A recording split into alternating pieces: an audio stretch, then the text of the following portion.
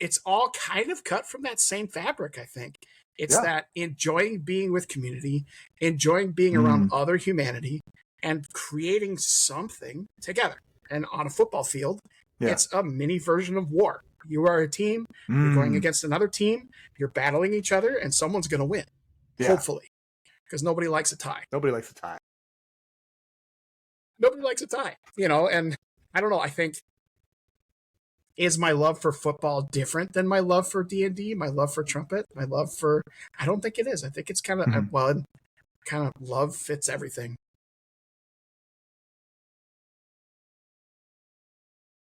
Greetings! You are listening to the RF Fitness Podcast, brought to you by rffitness.net. This is the show where I yell about fitness, fatherhood, fantasy gaming, and everything else in between. I am your host, Rob Finlayson, certified older brother, fitness coach, and education enthusiast. And I'm here tonight with my co-host, Gerritt Van Otterloo. Let's see. I don't know if I could do the epic, big, long band director, educator, father of two fabulous sons. Love it. Husband who is still striving to be better. Nerd / jock / reading enthusiast. There. A Renaissance man, if you will. Well, and I love Renfest. P.S. I mean, I'm sure everyone that's listening to this is surprised. I'm sure everyone who's listening to this loves Renfest. Yeah, sign us up. Let's all go. That'd be fun. Niche market, I feel like. Yeah. That's awesome. So RF Fitness, and this podcast especially, has always been about bringing health and fitness to the regular people, making a daily difference, and no one exemplifies that better than our educators. So with summer tragically ending soon, some of us, well, today was Olivia's second day of first grade, tragically ending soon, I wanted to hear from a few of our educator and school staff, friends, listeners, family members, to get your side of the story about going back to school, finding time for health and fitness with a demanding schedule, and balancing your mission with your personal health. So to jump in, Gerritt, can you tell us a little bit about yourself, where you're from, what you do? What's your deal, man? What's my deal, man? Well, let's see. Born and raised in the middle of Nowhereville, Iowa. The Okoboji Lakes region. If you've ever heard of that, then that gives you a little picture. Okay. And so my quest growing up, I always loved sports. I always loved music. I was in choir, band, on the football team. Mm-hmm. I did baseball as long as the coaches would let me. That's a whole nother story. Sure. And so I always assumed that the part of me that considered myself a jock was because I was a jock, but I think my jockness actually was more of a nerdy thing than anything. Yeah, we could do a podcast on that sometime maybe, but I think I have a tendency to love things that other people love while they love it. And my dad was the hugest Vikings fan, and he was the hugest Cubs fan. And so between those two things, we watched every game together, and every year we would take a trip up to the Twins to see the Twins. So I always loved sports, but I think it was less that I loved the sport as much as I loved just hanging with Dad. For sure. Yeah. When I look back on it, and do I still love sports? Yeah. Do I follow it? Kind of, sort of. Not really. But yeah, I mean, so let's see. The band trek. It's kind of funny too. I was the only one of my friends that signed up for band in the first place, which was super wild because all of my friends were jocks, basically. They're like, you're stupid. Sure. Why are you going after this band thing? And I'm like, because trumpet. I mean, trumpet's cool. Yeah, dude. What are you talking about? It's not cool. And so... you're the nerd. So I made new friends, all of my music band friends, and I was also in choir too. So I had choir friends, I had band friends, I had friends on the football team, friends on the baseball team, and it was just awesome. Yeah. And at one point, I just realized, I love band so much, I would love to be able to teach it to other people, and I was good enough at it that I thought I would do okay, and just pursued it and have loved and hated it ever since. Because, I mean, my own story with education, I love teaching and I love working with kids and I love the light bulb moments and I love making music, and I hate all of the red tape that you have to swim through for endless days to be a professional educator. The constant proving that we are worth paying to teach. Right. Yeah. You got to be Yeah. relicensed, and you got to take this class, and you got to do this thing, and you got to jump through this flaming hoop. Sure. Yeah. I mean, I've relearned how to write lesson plans 5 different times, and this is only my 23rd year as an educator. Like, God. what the heck? Yeah. Basically every 4 years, I'm relearning how to write They lesson change plans. it on you. And the funny thing is, as a band teacher, I don't need lesson plans because I have a piece of music that I'm trying to teach the kids to play. That's And it. I know That's the parts that are going to be hard. Yeah. It's like, guys, you need to play that because you stink. Fix it. Yeah. It's not Yeah. rocket science. Right. And I'm sure other band teachers might have a little bit of a difference of opinion with me on that, but that's fine. That's the beauty of being a teacher. We're all different. Yeah. We all have our strengths and weaknesses. And my strength is I love the kids and I love working with them. And I love making music and seeing them grow, and I teach at a small private school up here in the cities. And so I get them from 5th grade all the way through 12th grade. Cool. Shoot, I have a former student that just finished her master's in like archaeology in Boston. And it's like, and she literally studied bones, like people's bones. Dope, and dude. She taught, tell me about it. I'm like, you need to come and let me buy you coffee. She's like, are you kidding? I'm buying you coffee and you sit down and you'll like it. And she's, that's so cool. I think she graduated from my school like 12 years ago at this point. Gosh. And so I'm still connected with all these kids. Mm-hmm. And that is the juice. That's why you keep doing it. Yeah, man. Because of the lesson planning and the curriculum mapping and the being licensed and the taking this, technology. Yeah. I love technology, let me tell you. So rad. And what I like to say is, as a trumpet player, yeah, my technology was invented in the 1800s, so I'm a little behind the power curve. I could tell you everything you need to know about an instrument that has 3 valves, but the computer stuff, forget about it. Forget about it. How was teaching band during COVID? It was awful. Like everything else, I suppose, yeah. It was literally the worst, and I'm finally starting to... So I lost a ton of students over that process. Oh, sure. And it had little to do with how I was teaching. It was just, band is such a... You have to be in the same room together, And sure, there were band programs that were successful, and the ones that were the ones that had all the iPads. Everybody has an iPad, so you can record each other, and then you can layer all the tech, and you better believe I got all the emails. Hey, we could do this. I'm like, no, we can't, because I'm not that guy. Yeah, I'm not that Get guy. me in a room with a bunch of kids and instruments, and we'll have a blast. But aside from magic, that, forget about it. Yeah, that's awesome. So that kind of my second question is, what drew you to education? Was this a career you always planned on? I mean, it really sounds like it. Kind of. Yeah. Well, okay. So super long story short, before I wanted to teach band, I wanted to be an oceanographer and study like deep sea fish. Tell me about that. That was fun. So, okay. So here's my deep dive nerdy moment. I think it was like 2 or 3 years ago. They finally got a video, literally deep dive. They got a video of an anglerfish swimming. Oh, cool. And it was the first time, because otherwise it had always been pictures. And so they got this video swimming, and I was like, I could have been that guy. That's what I wanted to do so bad. And I missed it. And then I tell all my students, they're like, yeah, but you're with us. I'm like, yeah, you guys are cool. That's okay. I guess. I guess. But yeah. And the funniest part of that whole thing is I have a serious fear of like touching fish. And so I have no idea how that would have played out. Where did this come from then? Yeah. Yeah. Why? But like when Finding Nemo came out, my mind was blown. Oh, just with all of that. Anyway.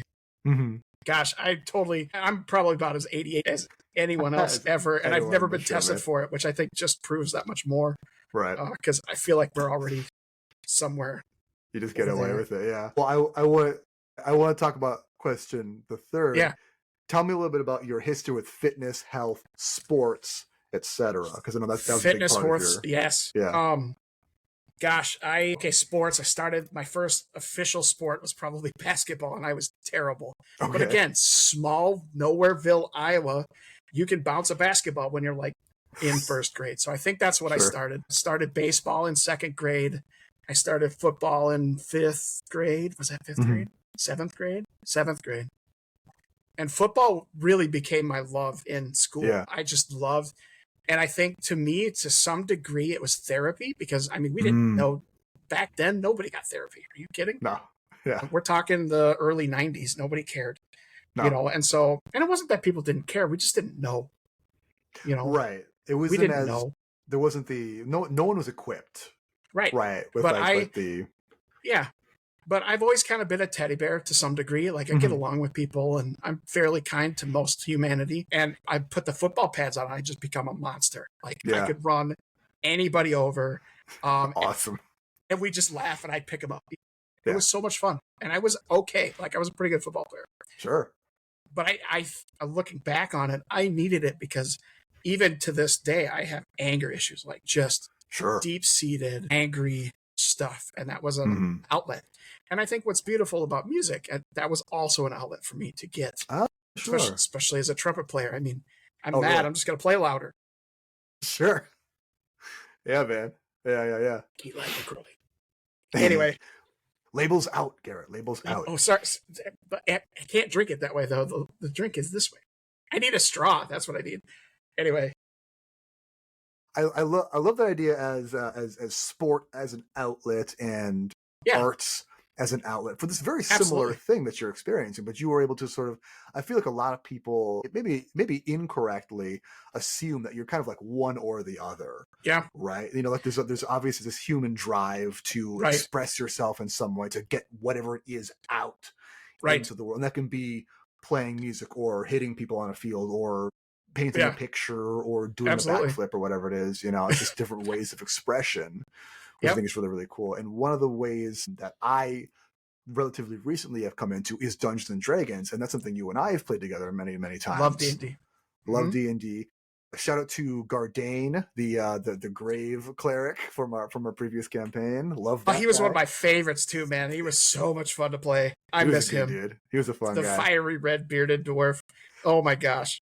And hearing you talk about music and football and the Mm-hmm. way I know you talk and experience Dungeons and Dragons as well, I wonder if we could find like the tie that binds those three. For those of you listening on the audio Right. podcast, I'm making a triangle with my hands right now to find these three, like, what ties them together. I wonder. Okay, so we talked about this a little earlier, and I don't remember if we talked about it while we were Steamrolling. recording. Yeah. Steamrolling, recording. I look at my athletics more as I think I enjoyed them because I'm a nerd. I think that is actually the Right. kicker. So, and I think that's what gave me the chance, the opportunity to really be able to just enjoy all of these different things. Like Mhm. I was telling you earlier that my whole family did a musical of Shrek together, and so we were all on stage acting and singing and dancing and doing all kinds of nerdy, wonderful, lovely, awesome stuff to portray a story that goes across to humanity, and then you get to the end and everyone on that stage has as important of a role as Farquaad, as Shrek, Mhm. as Fiona. They Mhm. all play their part, and as we play them, it synergizes. And I Yeah. think it's the same stuff with playing D&D. When you're playing D&D, you've got the DM who's throwing bad guys and you're trying to kill them. Yeah. Of course, that's my favorite part of D&D. Then you have the people who can tell stories and actually like role play, which I'm working on. Sure. It's all kind of cut from that same fabric, I think. It's Yeah. that enjoying being with community, enjoying being around Mm. other humanity, and creating something together. And on a football field, Yeah. it's a mini version of war. You are a team, you're going Mm. against another team, you're battling each other, and someone's going to win, Yeah. hopefully, because nobody likes a tie. Nobody likes to tie. Nobody likes a tie, and I don't know. I think is my love for football different than my love for D&D, my love for trumpet, I don't think it is. I think it's kind of, Mhm. kind of love fits everything. So Sure. Yeah. that's another one of those weird, Yeah. now we're going to go real deep. Sorry. Label out. I I feel like that, I I feel like that bit in Wayne's World. It's like RC Cola Anyway. or something like that. Yeah. Yeah. I think it was Pepsi. It was Yeah, Pepsi and Doritos, I think. Anyway, God, what a good show. that also What a dates me weird because movie. that is not a new movie. That's not. So that's a solidly Gen X film for sure. Yeah. Which is funny because I'm kind of between the Gen X and I'm like that Zennial. I'm I in think you're that kind of a weird. cusper of that. Yeah. Yeah. I think as I get older, I'm more like Gen X because I'm just more angry. Right. I don't know. So y'all just keep it locked in, because, like I said, in the 80s and 90s, no one talked about Nope. this stuff. No. We just Mm-mm. take a salt tablet and go hit some Yep. guys in the field. pretty Who was much. that? Yeah. Who was it? Well, and Yeah. so in terms of, okay, to bring it back. Yeah. So the reason I started working out was to bulk up for football. You know, when I was a freshman in high school, I couldn't even bench press 100 pounds. I was chunky. I mean, my t-shirts literally were double XL thick was on the label. Like, seriously. Come on. They did not give a fuck back then, huh? No, they didn't. I should maybe talk to my therapist about that. That might help a little bit. Yeah. Seriously. Like, what kind of emotional damage was that? Right. The husky section, right? Yeah. So I mean, I've always been tankish. Mm-hmm. I'm built like a square, you know, and so, but even then I could barely bench press 100 pounds and I get it in the weight room. And it was cool because one of my 8th grade teachers who ended up being my coach my senior year was in the room with me every single day. And we were the only 2 guys in that weight room together. And, and so, yeah, it was kind of weird. Like, because he was a footballer and he loved lifting and I fell in love with lifting. And no wonder I like bench pressing and squatting and pressing and all the power moves because that's what we did. Yeah. And I went from, you know, barely being able to bench press. I think it was 90 pounds was my max. Sure. Yeah. Starting. And then by the time I graduated, there was one time that guys refused to tell me how much they put on, but it was more than 300 pounds. Damn. Cool. I know. Yeah. I know because I did not do the math because as a band teacher, my math is 1, 2, 3, 4, 1, 2, 3, 4, 1, 2, 3, 4. Right. Anyway, I make the same joke about gym math. I can make change pretty fast, and I can count to tell what a barbell weighs by sight like that. But if you want me to do like algebra, forget about it. That's just for nerds. Yes, seriously. I was actually pretty good at math, but I feel like you're gonna have to be really skilled in music, at band specifically, because there's so much sheet music, right? Well, and so Pythagorean theorem, a squared plus b squared equals c squared. Okay. So Pythagoras was the teacher of many people doing the thought processing. Right. So it wasn't just Pythagoras. It was a bunch of people. And those people came up with what we know as the major scale. So they built math and they built our music. So all of our music that we listen to, do, re, mi, fa, sol, la, ti, do, same people. So it is mathematical. What? That's crazy. Right? I learned a while back from one of these deep dive ancient history videos that I love to watch on YouTube that Pythagoras, he had this whole cult around him, the cult of Pythagoras, and they like worshipped math essentially. Like one of the weird things was that like they don't eat beans because they considered like a form of cannibalism, I think. Because what? Okay. So Pythagoras had this idea, a theory, not a theorem, because that's TM now. Pythagoras. Yeah. He had this idea that like beans and humans come from like the same stuff, right? This was okay. I mean, the reason if you want to get technical, we're all just kind of balls of stardust. Of like carbon or whatever, you know. I'm sure he had different thought processes behind it, but I don't know. He's not around anymore to ask. Is the problem. Right? Yeah, bummer. Yeah. Well, and what's the theory that I really like is the smallest thing is they call it a quark, which is literally just sound. It's vibrating. What? That's all it is.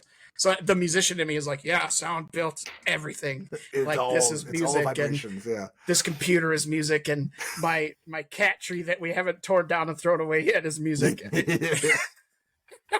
Anyway. So this begs a D&D question. Yeah. How many bards have you played? That's a cool question. Funny factoid. And I don't know if I've told you this. One of the first characters I built to play, and I built him to play with my family, with my wife and my sons. This was years ago. I called him a barbarian because that was one of the first things you gave me was a card that said barbarian on it way back when. Do you remember that? I do. So he's right now, he's a level 3 bard, level 3 barbarian. That's so cool, dude.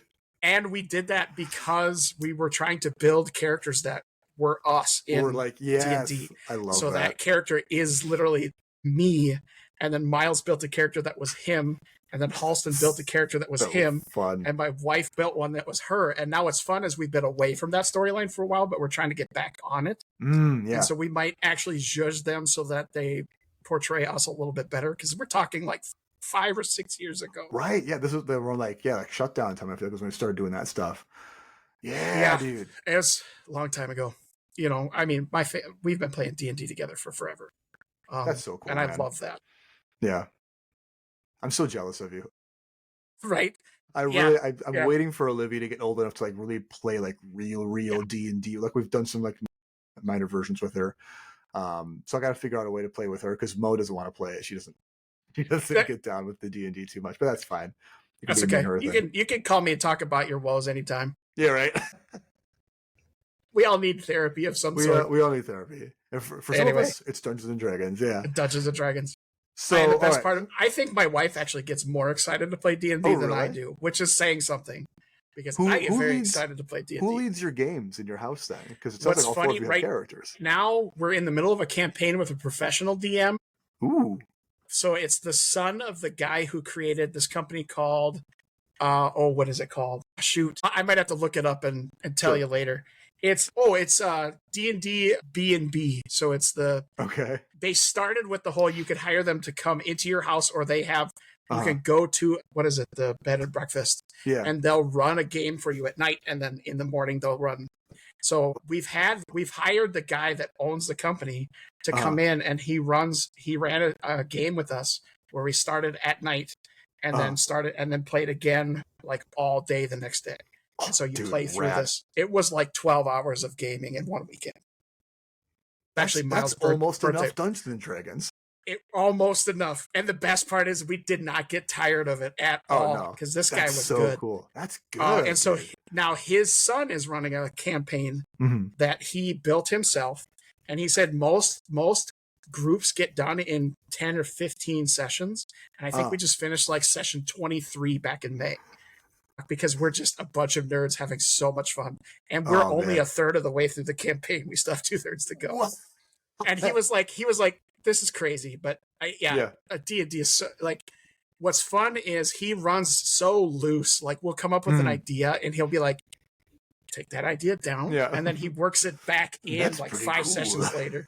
That's a good DM, dude. Yeah, that's a good DM. All I will say is crab tank. Okay. We literally spent like 10 sessions trying to get a crab tank. And is this like a crab the size of a tank, or a tank that's made out of a crab? With crab legs. Yes. And it was an idea that one of us came up with, and he's like, I'm putting that in. That sounds awesome. It was awesome. Yeah, and we were literally this close, and then it went down, something went down, and we all almost died, and we ended up winning in the end, because that's how that works. Yeah. Because that's just exciting. When you think you're dead. Yeah, just when you think you're dead, you're not. You kill everything else. Just like in real life. That's what I love about D&D. Maybe real life would be a little more exciting if we almost died every day. Every day. Actually, I'm kind of glad we live in a world where I don't have to worry about that. Honestly, where we need to play Dungeons and Dragons in order to get that life and death excitement. From such a safe perspective. That's what makes it fun. It is. Like a roller coaster. You're buckled in the whole time. Yeah.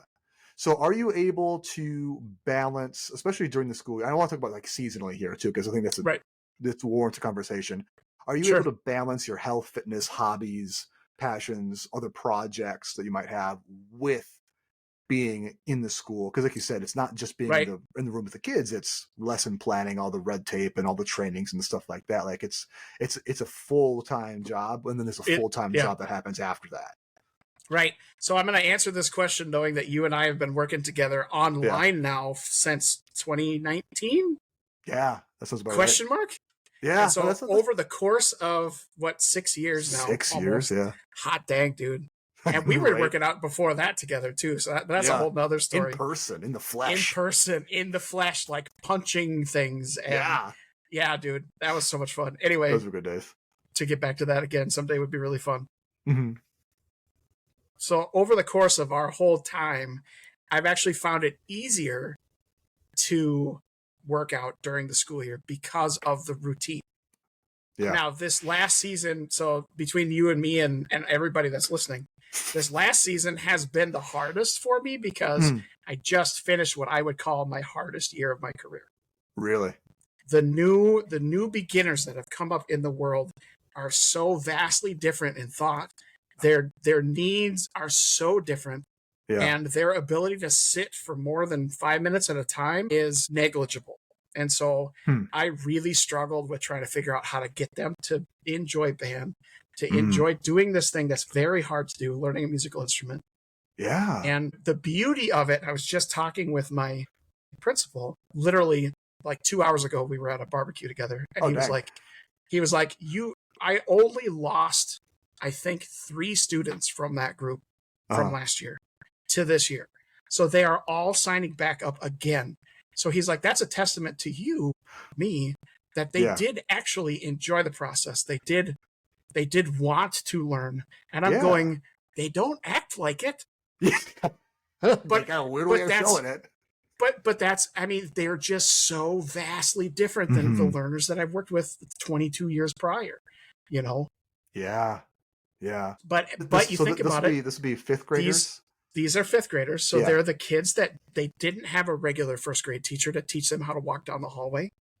And so, one of their biggest struggles was just walking from their normal classroom to the band room. Wow. It was nuts. I had one kid come in and inform me that 6 other kids had gone to a completely different bathroom on the different side of the school to goof around and do stupid things. Oh, sure. So I literally just took their names down and sent them straight to the office. They didn't even get to come to band for the day. And I have literally never had that happen.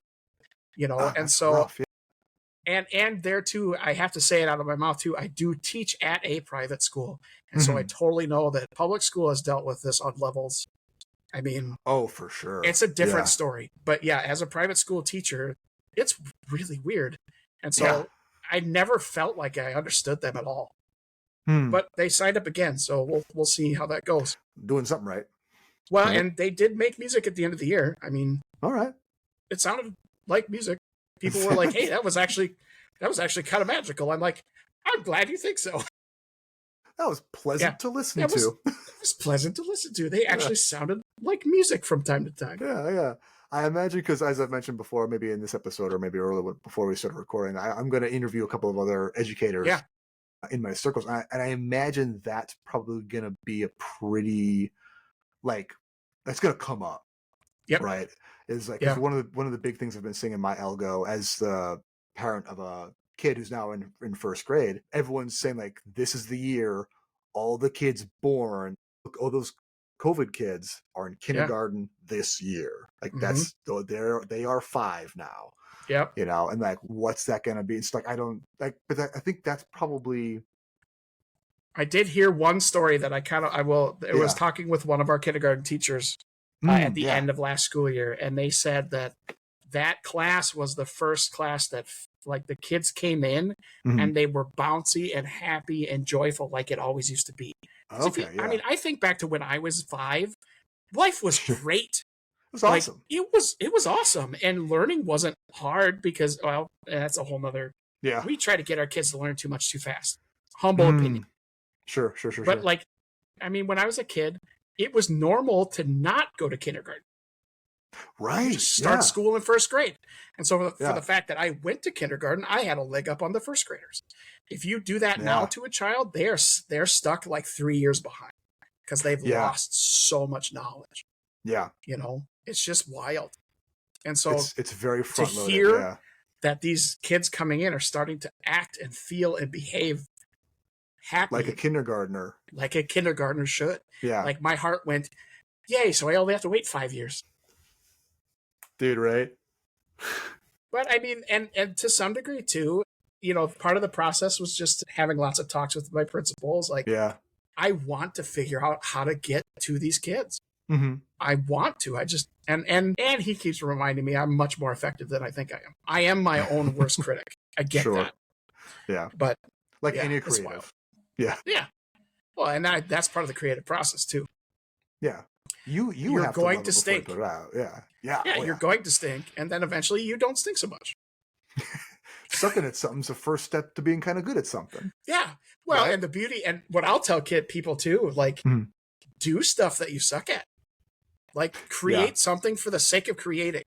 I mean, I found one. I don't knit anymore because my wrists are jacked from playing instruments and typing and they're jacked, yeah. But like I don't knit anymore. But I actually taught Bending the I had needles. right. I had a friend teach me how to knit because I thought it would be something that would be cool to do. And Yeah, man, I sucked for a long time. Like sure. my first scarf was awful, Really? but I got to the point where I don't have one here, but I did 3 like full on blankets for people Oh, damn. because I just kept doing it. I sucked at it, and then pretty Yep. soon I'm not so bad. And then, hey, this is actually pretty good. And then now I can't because my wrists are like, you're too old and you have double tennis elbow and you've never played tennis in your life. You know, it's super great. I just love I have getting knitting old. elbow. Yeah, right. Getting old rules. Well, and I always say getting old sucks, but it beats the alternative. it's true. I would much rather be Yeah. alive and old than young and dead. True that. Exactly. I mean, I had a friend who died at the age of 33, and that whole thing rough. sucked Yeah. with the family, and I still think about him all the time. That's great. That was 12 years ago now. Shoot. Oof. How'd that happen? Yeah. 12 years. For one thing, I will say he proclaimed that he was going to die young from when he was a teenager. So one thing you want to do is not say stuff like that to yourself all the time. Yeah. Yeah, that's a lot of self-talk. But then also he was grossly overweight. And then he had the stomach staple surgery. Yeah. And that was not a good move for him. And between that and then he also had crazy bad asthma. And so it was like that combo of he wasn't as strong as he really should have been for the weight that he was carrying. Yeah. And the asthma, he had an asthma attack that he just never got up. That's hard, man. Yeah. It sucks, dude. So I mean, yeah, dying young. I would much rather be old and than alive. Yeah. Yeah. And every time I move, something pops. That's whatever. Snap, crackle, pop, baby. Making quirks, right? Yeah. Yeah. Crazy. So, all right. So I do actually really like that answer because it's very encouraging to me personally that you find it easier to work out during the school year because of routine. Because I am the same way. Like this past summer was really hard because it's like, oh, we have nothing but freedom now. And it's just like, I have never trained less consistently than during this past summer. Because it was the first time of the school year. We're still learning. But yes, now that we're back into it, the routine is so important. So I am looking forward to that. Miles and I did actually work out together 2 weeks in a row at the beginning of summer. And I remember you talking about that. Yeah. I was like, oh man, I just can't. It's the routine. I gotta have routine. And so when we get to the point where it's like, all right, Halston will eventually have a dance so he dances, which I love. Yeah. He'll have a dance at night. And so quite often what will happen is I'll drop him off, go hit the gym real quick, go pick him up, take him home. And then I'll at least get one solid workout every week because it's tied into something else. That's that age-old ADHD trick that I've learned from all of my ADHD friends. Yep. Tie something to something else you're doing, and you'll just automatically do it. Stack it. Task stacking. Stack it. 100%, dude. Yeah. Yep. Yeah. So, I was gonna say, do you boys play sports? Fun. Okay, so gosh, keep this story super short. Okay. Miles has a huge love for football. Okay. Man, he loved watching Adrian Peterson when he was like, I think Miles was like 3 at that point. And we watched like football games together. He was in flag football forever. And then he did do padded football for 2 years. And so he's going to be a junior in high school. And he decided that he just doesn't have the need to hit people. Huh. And he never liked it. And when he told me that, I'm like, okay, my brain, that doesn't compute because I love hitting people. That's why you play football. Right. Yeah. And so he's actually traded so instead of doing football, he's going to be part of the play at our school. Wow. So, because he loves acting and he's got a great voice. And so he wants to kind of lean into that. And I'm like, that's awesome. That's really and cool. he also said the drama that comes with being in theater is easier to manage than the drama that comes with being on a football team. That's really funny. I love that. I know that too, because football players can be complete knuckleheads and just not get it.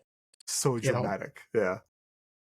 Well, man, it's too funny. Well, I love that. Yeah, and it's funny too because so Miles is my tall. He's like 6. I think he might be almost 6'2" now. And God, really?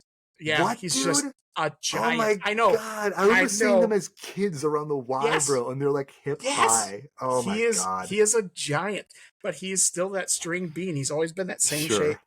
And so there, his coaches and all the players were giving him a hard time. Like, dude, you got to bulk up. You got to bulk up. And so he would go in and lift with them, but they're doing all the heavy lifting, and he's not built for that. He's built for speed, and like him and kettlebells are perfect. And he actually likes kettlebells and dumbbells. Like he loves dumbbell presses and stuff. Yeah. And so when he and I work out, he enjoys it. But when he would go in with the knuckleheads, he just felt weak, and that's not the good way to do that. Because he is very strong. Like, he is very strong, but it doesn't show up in a bench press. If you don't know how to bench press, you cannot bench press a lot of them. Right. Yeah. You know, but when he does a fly, and a lot of leverage with it. Yeah. I'm going to say when he does flies, he was up 35 pounders doing flies. Damn. You know, not flies, but, you know, presses. So a dumbbell press. Yeah. Dumbbell press. Yeah. That's pretty good for someone who he hasn't. When I was in school, I spent probably 2 hours a day, every day working out. Wow. Damn. You know, to get jacked. That's why I'm beefy. That's why I'm beefy. That's why I'm beefy. You know, you're a beefy bro, dude. Yeah. I'm a beefy bro. Yeah. You paid for it. You earned the beef. I was listening to one of your podcasts. You were talking about tonnage, and I'm like, tonnage, baby. I got so excited. I wanted to throw something, like, seriously. Yeah. I've been activated, yeah. Yes, it's like the beast part agent. of me. Yeah. The barbarian within just wanted to get out. Yeah, the magic word. Gosh, I love that. So you've been able to find a good balance. What about when there's less structured time, like during the summer? Do you find it's better to try and force it? Do you just sort of let go and focus on other things? Is there some other type of activity that sort of takes the place of a physical outlet for you? I do try to walk more, just in general. I try to, at least, if nothing else, take a lap around the block just to get out. And even when the smoke is smoky and it's hotter than, and you get done and I'm drenched and I got to take a shower, and I literally was outside for 15 minutes. Yeah. So I will at least do that. This past couple of days. It's been nuts. Like, this whole summer has been hot and smoky and cold. And so I try to walk regularly. And I think I did okay this summer with that. And I'll just, when the moment strikes, I'll grab the app, throw down one of the dumbbells or the kettlebell, because I love the kettlebell stuff. And I'll just, or even just do some swings just to get something fluid going. And other summers we were able to, this summer we do that musical Shrek just ate all of our time. Dude, yeah. Miles put in 31 hours of Good Samaritan, because that's part of his private school thing, is he does Good Samaritan hours, or good service hours they call it now. So he had 31 hours this summer, and 30 of it was with the show, either helping with costuming or he went to all the set builds and was helping set build with his grandpa, which is dope. That's really cool. How cool is that? That's like, he really gets to cool. Build stuff with his grandpa. Build stuff with grandpa, dude. That's I just awesome. can't even. Yeah. And coming from part of my health, wanting to be healthy, was both of my grandfathers died before I was born, so I never met them. Wow, yeah. And so I want to make sure that I stay around long enough to meet my grandkids, you know. Definitely, yeah. Right? Because it's kind of a big deal. I Anyway. know. But so I mean, just, I think the biggest thing is, too, for me, is to not beat myself up when I'm not working out. You know, because we go through seasons, and I genuinely love working out. And so when the time happens and the stars and moon arrive, I'll get some good workouts in. And sometimes I'll just get one that's sloppy and terrible, and I feel like a weakling, but I'm going to do it anyway, because you got to do it. But it beats the alternative, right? It beats the alternative. Yeah. I always feel better at the end. It's the dreading having to put on the gym clothes and go to the gym. And, or even, you know, I work out at home a lot too. Just the idea of having cats stare at me while I'm slinging things around, it just gets weird. Yeah. So I obviously I have the brojo down here. I used to tell people when I was earlier in my career working at the YMCA that, like, the longest walk you'll ever make is from your door to ours. And like the longest walk I make is from anywhere in my house to downstairs. To do the stupid gym that I spent like thousands of dollars putting together. I just have to walk like less than 100 feet, and I'm in fitness mode. I still have to make myself do it so many times. Yeah. This is part of the the natural way of things. I mean, it's so much easier to just sit on the couch and watch something So or easy play just a to video doom game. scroll and just Doom scroll, yeah. shoot, yeah. Forget Hey, I about will it. say, Yeah. one of my tries to get out of screen time land was to get back into reading because I've always loved reading. Yeah. So I am now about 2/3 of the way through the third book of Game of Thrones. Nice, and so, dude. All right. and those books are They're dense, thick. Yeah. So I've been doing a lot more reading, which helps. I've actually picked that up. I was inspired by Mo, who made a Yeah. very intense effort. I think last summer is when she really started picking up reading like physical books Yeah. again, and I was really inspired by that. And so I've been reading more. We talk about it all the time in the Discord now. There's a whole channel for it. Jump in the Discord, guys. If you haven't yet, go to rfitness.net. All the stuff, you know what to do. All the cool people in the world are there, so you need to be there too. That's what I'm saying. Yeah. I'm about halfway through the first book of the Red Rising series. Yeah, that's awesome. Which I'm enjoying thoroughly. Yeah, cool. I think in the Discord I said it's about as subtle as a heavy metal show, but it rocks just as hard at the same time. Yep. But it's funny, if you've read the book, you know that rocks play a large part in the so drilling into them. I suppose. I'm gonna have to pick that one up when I get done with Game of Thrones, but it's cool. Yeah, you'll like it a lot. I think. Yeah. Cool. All right, so last question here. What's something you'd want people to know about being in education and going back to school from your insider perspective to an outsider? Insider to outsider. Gosh, that's a cool question. And that's super, super deep on a whole nother level. I think the biggest thing is, you talk about that long walk to the gym, being an educator. Like summertime for a lot of us I'm in a really interesting spot where when summer comes, kids at school call me Mr. V. So I take Mr. V and I put him on a shelf and I don't think about him for the better part of June and July. Like sure. I don't do any work on that. We're supposed to read a book in the summer and I just finished the book like a week ago because I started it the first week of August. Yeah. And so just knowing that it's that slow walk and getting into it, and parents quite often will be super pumped because they're like, yeah, I get to get rid of the kids. Yay! And so there's this weirdness of being that educator that's like, I am excited to see the kids. And it's actually when they walk in the door and back to school night where my light that I take Mr. V back off the shelf. And I'm like, okay, this is why I keep doing this. Because and again, it's for me, it's that red tape. I just loathe it so much. And it's worth the burden. It's worth that slow plod to get back into it, to be able to then teach the kids and love on them and help them love life a little bit more, to hear them, to acknowledge their existence as humanity. And educators love that part of it, and we genuinely do. But sometimes that comes off kind of weird, as I imagine as a parent would be looking at a teacher like, just had 3 months off. Well, most teachers actually work all summer. Yeah. I'm the weird one that actually takes time off to spend with my family. Right. Yeah. Yeah, gosh, it's wild. And I was thinking about this too. I was hoping to be able to work this in somewhere, and I think I'll plug it here. Whether it fits perfectly or not, you can decide that. We'll feel it in. One of the conversations that I love to have with parents. Yeah. I'll say it with an edge of sarcasm because I do enjoy having this conversation, but it bugs me that I have to, is the whole, well, when I was a kid and I was in band, this is what band looked like. And how I teach band and how we do band at this teeny little private school is vastly different. And in my opinion, what we have is beautiful in and of itself, but I don't test the kids all the time. I don't make them play every major scale. I don't have chair playing tests. My goal with the kids is to get them all in the room, get them playing stuff together that they enjoy playing together. And between you and me, if they're not playing super great, as long as they're having fun and they're plugging in the community, I love that. Not every band teacher would say that. I worked with a couple band teachers over the years. It's like, man, you can't play. Get out. Go somewhere else. Wow. And I will never tell a child that. I want to include anybody who wants to be in the band room. And so that conversation I was telling you about, like every year I have 1 or 2 parents that come to parent teacher conferences. And that's what they'll be like. When I was a kid, it was this way. Why is it so different here?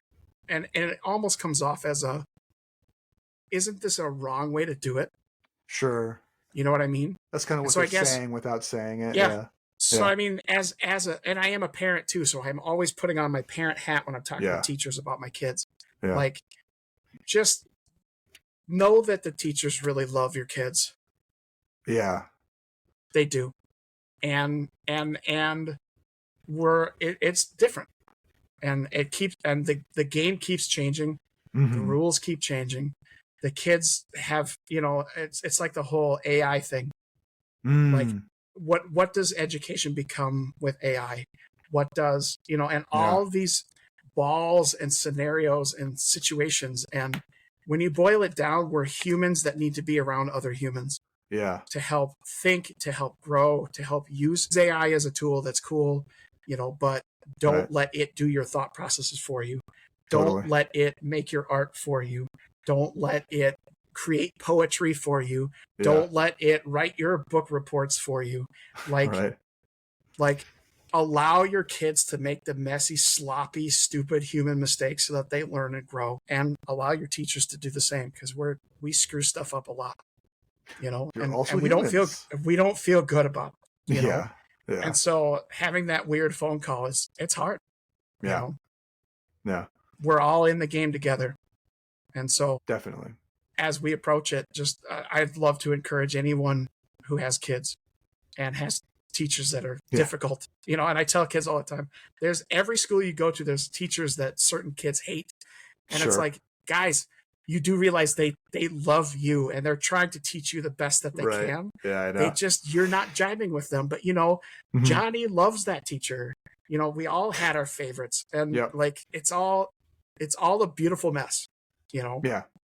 and so just and let your kids get B's and C's. Let Yeah. them. Just let them, They don't man. have to have A's. Yeah. They don't have to be perfect. I see so many kids have so much struggles with that. Mm-hmm. And I'm maybe a bad influence too, because I'm a Toys R Us kid and I don't want to grow up Yeah. because adulting I is love dumb, that. Adulting. and Agreed. Yeah. and so it's like, stay a child as long as you can. Let your kids make mistakes. Mm-hmm. Let them figure stuff out. They don't all have to be a scholar. They don't have to be great at any. Let them figure it out, Yeah. and they will, Yeah.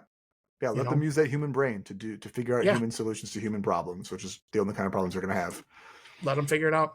If there's Yeah. one thing I kind of wish that and I don't know what that would look like, Hmm. but I was so hardcore mode wanting to be a teacher that I would not have been able to see anything else. And so, Sure. like, I have had students come back to me and they're like, well, I have one student in particular who just got a really good, he's bounced from job to job to job. And every Yeah. time he's come to have coffee with me, he's like, I'm so sorry I didn't make anything of my life. I'm like, dude, Oh, you're what? living, you're breathing, you're Yeah. paying taxes, for goodness sake. You are doing the dream. And Yeah, I'm man. proud of you, And he's Yeah. like, really? I'm like, yes. You don't Yeah. have to be the president. Mm-hmm. You don't have to be someone who's going to change the world. Just exist, do the best you can, and love Yeah. the people around you. And he does that. Yeah. That is an A plus to me, as opposed to, hey, I got straight A's in every class. Yeah. It's just wild. The pressure that Mm-hmm. these kids have to live under is nuts. It's tough. Let Yeah. the pressure off a little bit. Yeah. So I think that's a really good overall message. I feel like it really encapsulates kind of just like the mindset, the mission mindset yeah, of yeah, teaching, specifically yeah. like the way you do it and like the way you approach these kids, which is really, really good, very powerful stuff. It's good stuff. It's not necessarily the stuff that makes me look like a good teacher, Sure. Right. Yeah, because you're only but present for that grade or whatever. but I'm always encouraged by the kids that come back and they're like, I was gonna say, but the kids are coming back, like they say. kids come You're back, doing something right. Yeah. doing something right, Yeah, man. And yeah, I think most teachers feel like failures at some point, Mm-hmm. just like students do. And frankly, the failing isn't the problem. It's the getting back up. It's the brushing off. Yeah. It's the getting back in the gym. It's the getting back to it. It's the Mm-hmm. continuing to go down the road, and just growing, Yeah. and caveat, be a good human. Yeah. How about that? Think about that for a second. For your consideration. Right? All right, Garrett. I think this was an Love it. excellent beginning to my little educator series here. What Love a it. crack of the cold ones Yeah. here. Yeah. Do And you mind? seriously, Do you mind Rob, favorite? Yeah. seriously, like I feel so honored that you wanted to do this call. I love this. It's thank you. I This is one appreciate of my it. better ideas, I'm going to admit. I Doing it agree. and having you on. This has been the RF Fitness Podcast. Yes, I'm available for online and hybrid in-person coaching on a limited scale.